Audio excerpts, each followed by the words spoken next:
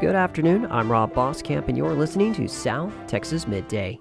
Thank you for joining me on this Friday, January 30th. Parents of students at Carroll High School told KAAA News that their children were assaulted during an arrest at the campus. My son was assaulted, and if it was the other way around, if I was over there putting my hands on this principal, I'd be going to jail. I'd be sitting in the same situation he's in. And he's not the only student. There's other students that got hurt. You know what I mean? He has his friend that the officer assaulted. So it's not just only him. That was the parents of one of the students that was arrested on Thursday speaking to KAAA. CCISD Police Chief Kirby Warnke told KAAA that a student was expelled for the day and refused to leave when he was detained and arrested. The student was one of two arrested at the campus on Thursday. Warnke also said some students were pepper sprayed during the incident. Cruz, the father of one of the students, said his son was trying to leave the school after being told by staff he was expelled on Thursday. So we started looking at the videos, and clearly, as you can see, my son is being escorted out the building. And as he's walking out, he comes and gets assaulted by the principal. And then the police officer comes and slams him for no reason. KAAA News reached out to officials with Carroll High School on Thursday. Officials declined comment at this time. Cameron County Judge Eddie Trevino Jr. called for due process amid the ongoing immigration raids in the country and the killings of two U.S. citizens in Minneapolis. Valley Central News reports that Trevino announced on Thursday that although the county has not received formal notification of federal immigration enforcement in the area, he wants to ensure public trust in law enforcement and community safety. In the statement sent out Thursday, Trevino refers to cities across Cameron County and the Rio Grande Valley being ranked among the safest in the nation due to strong and cooperative relationships between residents and local law enforcement agencies. Trevino added that the killings in Minneapolis underscore what's at stake when operations lack restraint, transparency, or coordination. A quick update on Corpus Christi area water reservoirs. Lake Corpus Christi holds steady for now at 11.2% capacity. Chocana Reservoir declined over 0.4% over a month's time, currently sitting at 9.1%. Lake Texana is currently at 60.5%. Altogether, the Corpus Christi area reservoirs are at 17.2% capacity. This time a year ago, it was at 26.4%. City officials continue to seek out solutions to alleviate a potential level 1 water emergency in Corpus Christi, which could happen later this year. Jim Wells County Commissioners will go ahead with a replacement water line project in Rancho Alegre, where residents have dealt with water problems for years. Chris 6 News reports the nearly $400,000 project, funded with the help of a new grant, will replace water lines along Rosario and Herrera Streets that connect those lines to Beam Station and Carina. The work will cover about 3,300 linear feet of aging infrastructure. On Thursday, commissioners awarded the project to TAMUCC Construction. In sports, the Corpus Christi Ice Rays look to regain momentum this weekend. They play in El Paso tonight and tomorrow against the NAHL South third-place team, the El Paso Rhinos. In college sports, as the Texas A&M Corpus Christi men's and women's teams improved to 5-0 yesterday, head coach Steve Moore joined an elite group of coaches in all of NCAA Division I tennis history. He surpassed 700 career wins yesterday. Under Moore's leadership, Islanders tennis has made 16 NCAA tournament appearances and won 35 Southland Conference championships. All 16 of those tournament appearances with the same school rank him first all-time in SLC history for all coaches and all sports. Both the men's and women's tennis teams hold the conference records for NCAA tournament appearances, regular season championships, and conference tournament championships, most in conference history. Moving on to college basketball, TAMUCC women's team got revenge in its run back against University of Incarnate Word on Thursday, erasing a double-digit deficit in the second half and earning a thrilling 70-64 victory. The Islanders, who improved to 4-15 this season, saw an early lead dissipate in the third quarter and found themselves trailing by as many as 11 points. They managed to chase down the Cardinals during the game's final stretch, outscored them 25-14 during the fourth, and completed their largest comeback victory of the season. Just a gutsy win. We were down numbers, down players, fouled out players.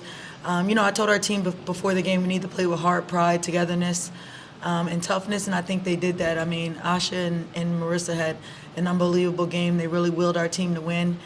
Today, Tori had some big free throws, but just proud of our team overall. That was women's basketball head coach Toyelle Wilson speaking about Thursday's win. She also spoke highly of junior Asha Walker. She played all 40 minutes and set new single-game career highs with 27 points and 7 rebounds. Senior Marissa Shelton also went from start to finish and tallied 21 points in addition to 5 rebounds and 3 assists. The Islanders next face Houston Christian University at the Hilliard Center tomorrow afternoon. And the UT RGV Vaqueros women's basketball team earned a dominant 63-41 victory over Houston Christian yesterday. Senior forward Charlotte O'Keefe notched her 7th double-double with 19 points, 11 rebounds, and 5 assists to lead UT RGV to 12-9 this season, 9-3 in Southland Conference play. Junior guard Jalea Ingram scored 18 points with 6 rebounds and 6 assists. The Vaqueros men's and women's basketball teams will face University of Incarnate Word tomorrow in San Antonio.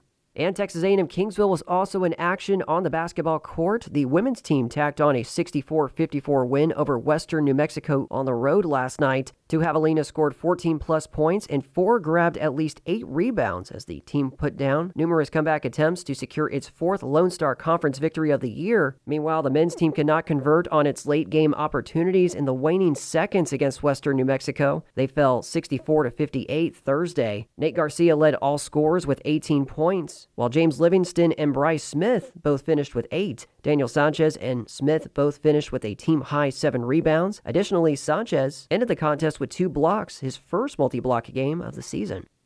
Later this hour, we'll hear from Rio Grande Valley Business Journal's Kristen Mossbrucker Garza. Earlier this week, the Port of Brownsville hosted the Rio Grande Valley Business Association luncheon with Representative Monica De La Cruz there. She discussed how U.S. immigration and customs enforcement operations have been affecting businesses in South Texas. Here's a preview from Mossbrucker Garza. There are a lot of people who support law enforcement, doing their job, but I do get the sense that people feel like this is out of the ordinary, that that there's fear about what could happen to them and their family, even if they are citizens.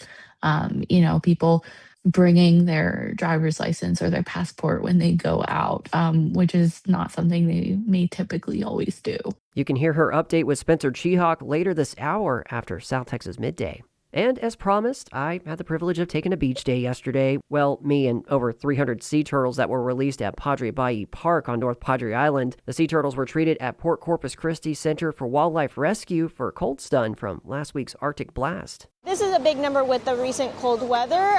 There's been years where we get thousands of animals. This year we got a little over 300 animals, so we're releasing the majority of the animals we got in. That's Sarah Zigman, Chief Wildlife Officer at Texas State Aquarium. Frigid cold temperatures cause cold-blooded sea turtles to become lethargic and unable to swim, leaving them vulnerable to predators, boat strikes, and even drowning. Anytime the water temperatures drop below 55 degrees, there's a chance of a cold stunning event. We monitor weather very, very closely, and we start preparing about a week out if there is an anticipated sea turtle cold stunning event. These animals are being released out in the Gulf. Most animals that are cold stunned are found in our bay system, so that's why we're releasing them in the Gulf waters. Zigman said the turtles were reported from Matagorda Bay down to the Laguna Madre, but with thousands of turtles being treated across the Texas coast, it truly does take a village to get the job done. With the Texas State Aquarium, these are all staff members that work in different departments around the aquarium, but we do have our other local partners that we work with. So today we have